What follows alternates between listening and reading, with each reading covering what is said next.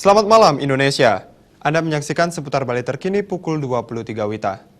Pemirsa, agar dapat bersaing dan eksis di era kompetisi global, kerjasama membangun hubungan yang baik antara institusi baik pemerintah maupun swasta penting untuk dilakukan. Hanya saja kebiasaan membangun kerjasama tersebut belum menjadi kebiasaan. Demikian diungkapkan Dekan Fakultas Ekonomi Universitas Brawijaya, Profesor Chandra Fajri Ananda di Denpasar.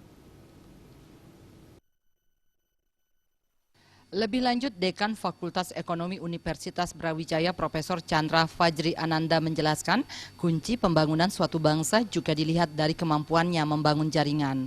Namun menjalin kerjasama dan jaringan tampaknya menjadi hal baru yang belum terbiasa dilakukan oleh pemerintah maupun masyarakat. Dalam pembiayaan misalkan infrastruktur kita mengenal ada namanya public-private partnership, di mana pembiayaan pembangunan sektor publik itu tidak lagi dimonopoli oleh APBN atau oleh negara. Harusnya sudah mampu menarik masyarakat maupun pihak swasta maupun negara lain untuk share.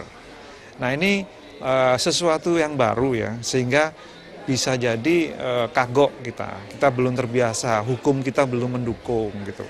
Nah ini memang harus dimulai dari yang simple-simple saja, yang penting kita showing something bahwa we have done. And this is much efficient, dan saya pikir ke depan harus begini.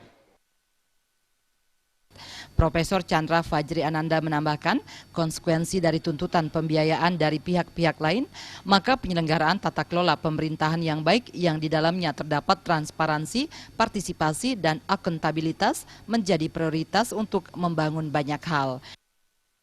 Jenny dan Yudi, Bali TV. Pemirsa, sekian seputar Bali terkini kali ini. Terima kasih untuk perhatian Anda. Salam Indonesia.